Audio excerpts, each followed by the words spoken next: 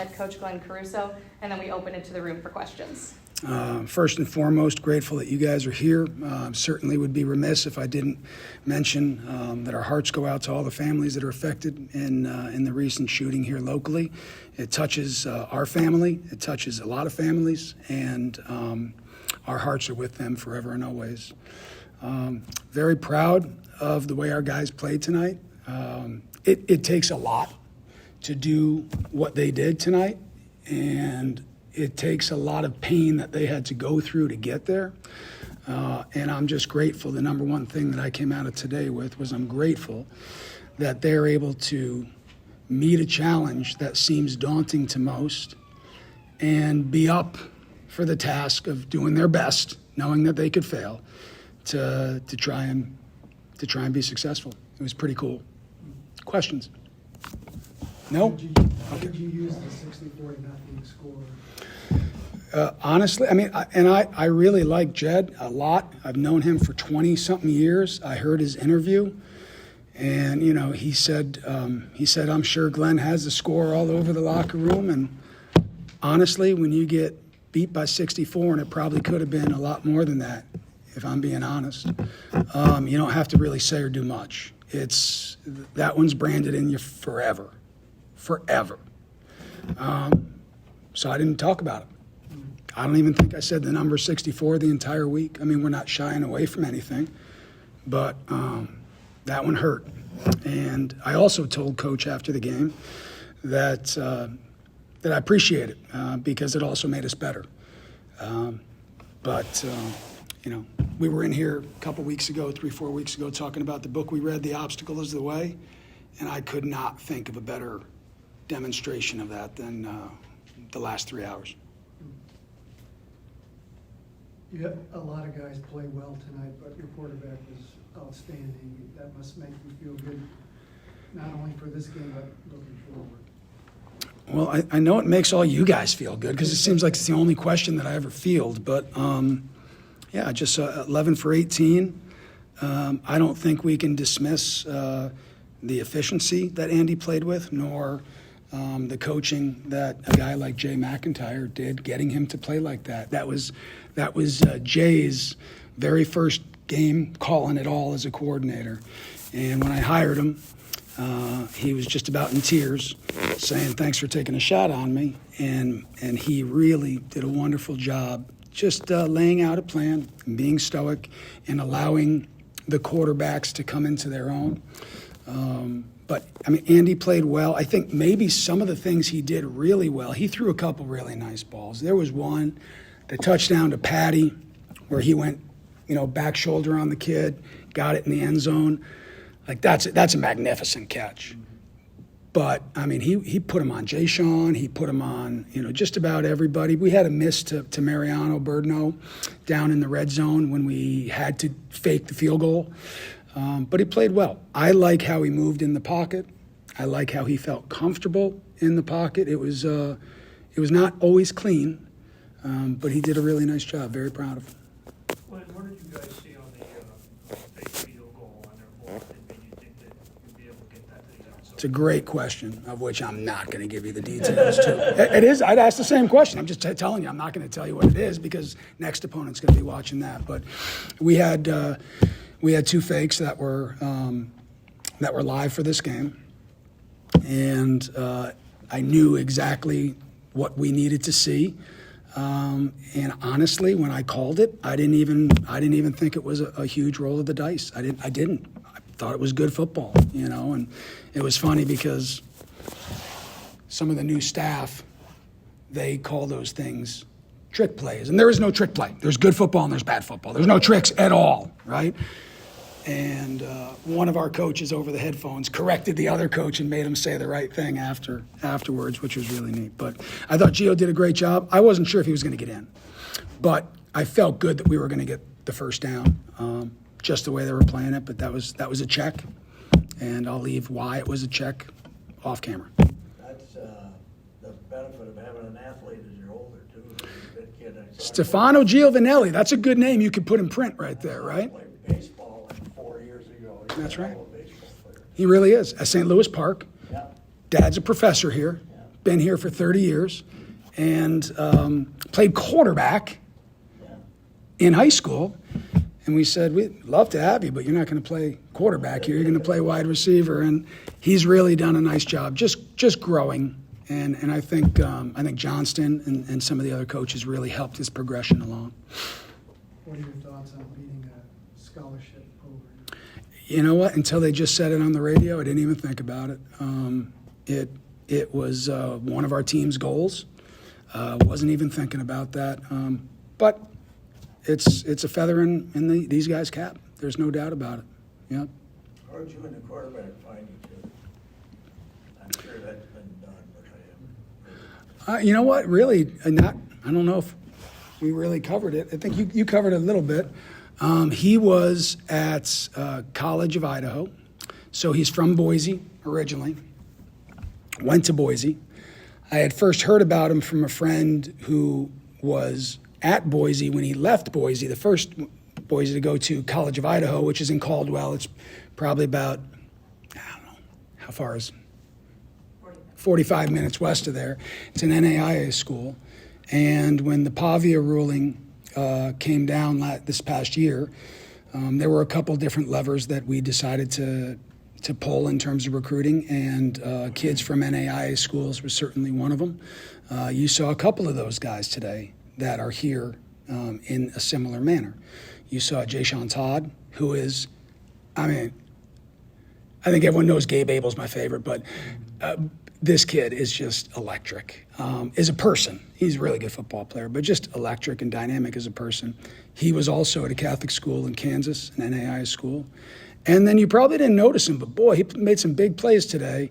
Javi Blomquist, number 14, who we played at the nickel spot. We had to play at corner because one of our corners was out, and made 2 big PBUs in the red zone.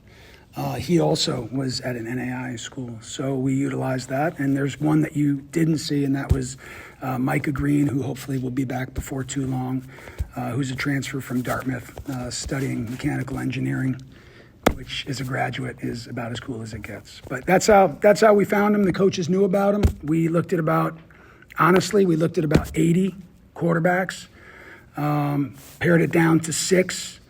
And he was the one that we went after. Unfortunately, he liked us as much as we liked him. You should ask him, though. I'm sure he has better details on that. College of Idaho Yoles. Y-O-L-E-S. The hell is that? Yeah, I don't think that's true. No, the Yotes. They're the Can we fact check that? The Yotes. My vision. That's why you need a phone that doesn't flip open right there. But they're Figure out what a Yoli was. The mascot is a pilot at the moon. That's their mascot. yeah, it's a really neat school in a cute little town. And a buddy of ours went to that. I didn't even know what it was. A buddy of ours went to the school, and we went out to Idaho, and we were staying with him. And he's like, "Yeah, let's go out and look at the school." And even before we knew that Andy was going to be available, we took a family trip. We were watching Anna play softball for St. Thomas at Boise, and I'm like, "Let's go see Caldwell." Well, that took like 6 minutes, and then we're like, "All right, let's go to the football field." So really neat place. Sir. I wanted to talk to you about Jayshawn's usage today. I mean, the guy was returning kicks, catching end arounds, going on motion. What about his skills allow him to be that explosive? And who in your coaching staff advocated for that usage? So to answer the second question, everybody advocated for him touching the ball in every single way, even the defensive coaches. I mean, it's not tough to see when you watch his game. He was a 2-time All-American kick returner in NAIA, so we know he can do that. I think that was, if you said what were some of the top plays, I think the kickoff return to start the second half where he got it out to the 50 because they had kicked off to us after they scored their first touchdown, and there was 2:01 on the clock. And I'm like, they got 3 timeouts, so we're going to fair catch this one even though we know he's good because I want the 2-minute warning because we didn't have 3 timeouts. So I think they thought that they're just going to fair catch the kickoff, so they kicked back to him to start the second half. But, yeah, we actually didn't even block well for him, to be honest with you. We had some pretty massive failures on the edge in our blocking. But he's dynamic. I don't know what he runs a 40 in. We never timed him. I could care less. I just know if the dude who's chasing him is a 4.58, he'll find a way to be a 4.57. He's got competitive speed. I think he also doesn't get enough credit for his thickness in his lower half. I mean, when the ball's in his hand and he's on the edge, he presents a lot like a running back. And I'm going to say the name Dabo Sweeney. Wait, hold on. Which one's the Debo? Samuel? Debo Samuel. Okay. I don't know. I don't watch football unless it's our team. So you look at the manner in which they utilize him, and I thought the coaches did a really good job when they were in certain coverages getting him to the edge. And you know what? They actually, if the 3rd and 1.5, where our 6-7 tight end, I don't know if you saw that one, that was the same play the other way to pick up a really key first down. But Jay's a total sweetheart, total dude. Just grateful he's a Tommie, and he's a Tommie to the core. Thanks for asking about him. Coach, can you talk a little bit about the crowd and the students tonight and how they fueled your guys' performance throughout the game? Well, you know, Kels, we knew the game was going to go all 60 minutes. But after we got the final stop under 2 minutes, I went to Kelsey and I said, hey, do me a favor. Make sure that, because these are all new students, right? You got section 7 filled, section 6 filled, section 5 filled, total winning edge. And it really started last night. Phil and Ben were there, and we had, I mean, really, was it not the best pep rally we ever had? They brought such a genuine, authentic energy, and it's something that there's zero doubt that we fed off of that today, and I hope that they got something in return. So I told Kelsey, I said, don't let them go anywhere. Tell them we're going to meet, and then we'll come back and sing the song in front of them. But I'm just going to tell you, for all of you students out there, you have no idea. I told you last night, but it's understandable if you didn't believe me. What you saw out there was a direct correlation to the effort and energy that you guys put into coming to games. And as Phil said yesterday at that press conference, you just got to show up. You got to be a part of something and engage. And I think that's what our students did, and I'm really proud of them. Really proud of you guys. Where do you do your Pep Fest? Out there? Or? Right out there. Last year we had to go in, but it's right out here. Okay. You know, and like the first year we did it, I think the first year we did it might have been COVID. Was it COVID where we lost the game? Remember we lost that first game, and not we didn't lose the game. The game got yeah, okay. And we did something like that, and I think one section was filled up, maybe a section and a quarter. And last night, and I'm telling you, I'm talking to, I don't know, however many thousand are there, and they were like locked in. So it's really neat. And I think that's part and parcel. I'll finish this the way I started it. It takes a lot of people to do what we did out there tonight. It takes a lot for a university to make the jump that we're making. And when we have buy-in and investment from our students, it makes it feel like home. I'm pretty proud of that and grateful for it. Anything else? Andy Peters and Nick Hand are back there, and I think they got some quotable things for you. So grateful for them. Thanks, Kelsey. Thanks, guys. All right, everyone, we are joined now by graduate senior quarterback Andy Peters and graduate senior linebacker. Strong safety? Strong safety. Strong safety, Yep. Nick Hand. We open the room for questions.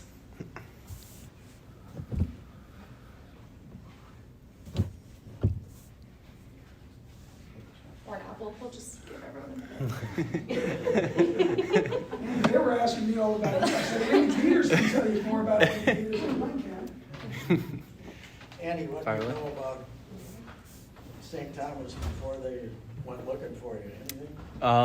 Yeah, so back when I was at College of Idaho, we watched film on St. Thomas when they were playing Lincoln University back in, I think, 2022. Was watching the film, saw the purple field, saw them line up, run it right down their throat.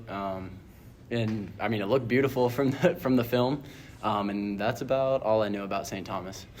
You don't like to see that much of a running team, though, do you? Yeah, I mean, like thinking back to that when they first gave me a call, I remembered watching the film and I was like, interesting. But then Coach Mack, I mean, he's the man. I can't say enough good about him. He was passionate as he was talking on the phone with me. I got out here for my official visit, and like I said, he's the man, and so he did a really, really good job talking me through it and saying like, hey, we're going to be an explosive offense. We're going to be very exciting to watch, and so he's like, we want you to be the head of it, and so just blessed to have the opportunity to be here.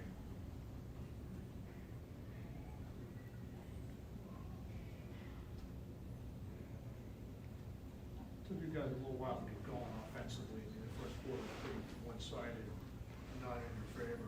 What eventually allowed you guys, you think, to kind of turn it around and get some rhythm? I think the first couple drives we kind of talked about, it's like you're throwing the jabs, you're throwing the feeler punches, you're seeing what hits, what doesn't, how they move, how we move. And I think for us, kind of what it was is like once we completed the first few, once we kind of started to see that, hey, we can get some good chunk yardage on this team, and we're just as physical as they are. I think once we kind of felt that, we could get into that like flow state as an offense, right? Like any play gets called, we're feeling confident in it. We're going to go out and do our job, and so that answers your question. Pretty much, yeah. Yeah.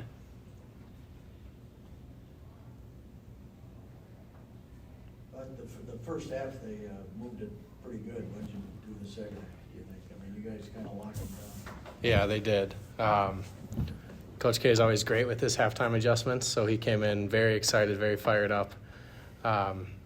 Obviously, that was an unfortunate first drive right out of half, but we knew that we just had to give the offense the ball as much as we could and as many chances, and obviously they did great with all the chances that they got, so we're ready for that. They have a couple of good running backs. They do.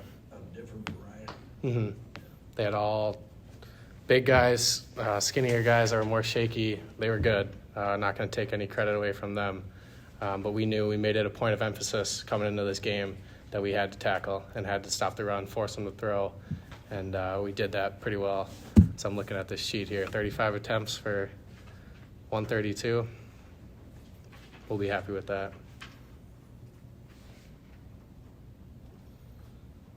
Andy, outside of the O-line and the tight ends, most of your offense, this is your first year playing together.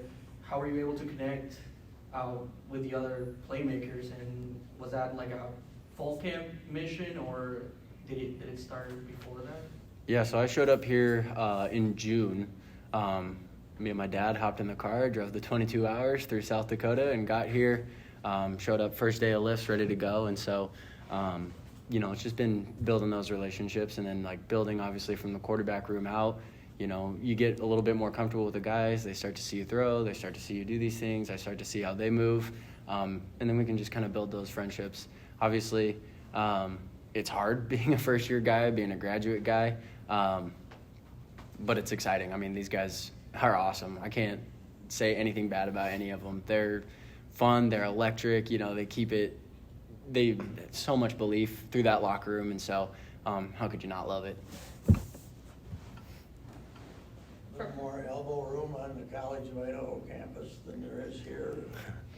Every middle building 8 feet away from the other one. Oh yeah. No, love College of Idaho. Love what it was awesome. That's my alma mater. Graduated from there. I'm a Yote for life. I love them, but again, extremely blessed to have the opportunity to be here, and super blessed to be a Tommie.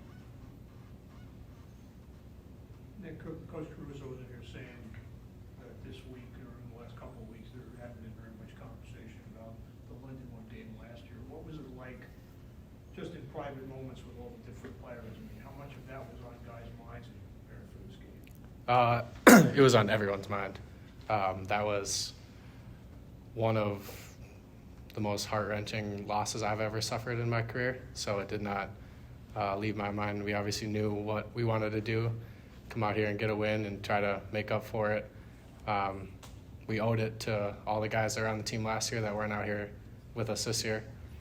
So we were definitely kept that in the back of our mind while we started game planning for this team, and we knew game one of the year we have all camp. We know who's coming up first, so we kept that on our mind the whole time. And those guys that are no longer here, I know you just came from the locker room, how you guys since the game was over saying nice job and way to beat them and all that stuff? There was a lot of guys out there at that game that I saw from last year, from the team last year, and they were, I mean, I could hear them all game long down at the north end zone screaming, and once we finished singing the song, they all ran out, and it was a great feeling. It seemed like they were happier than I was out there, but yeah, it was a great win. That win wasn't just for us, that was for all those guys that weren't able to take part in it. For both of you, how did the student section, the crowd, how did that help you perform in tonight's game? I thought it was awesome, especially when we thought we had a safety, and we turned and look at the crowd, and they're all doing the skull chant. That was electric feeling. It was pretty awesome. Yeah, I mean, they were in it. Can't say anything bad about our student section. They were in it the entire time, and it allows our sideline to be in it. We can be loud, we can be vocal.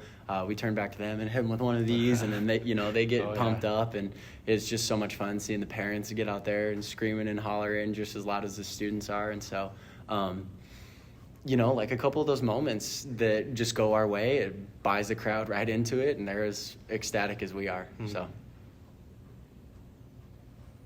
Nick, there was a play right in front of your bench, right outside the numbers, where you get a pass breakup. Were you trying to one-hand the football, or were you just trying to get the?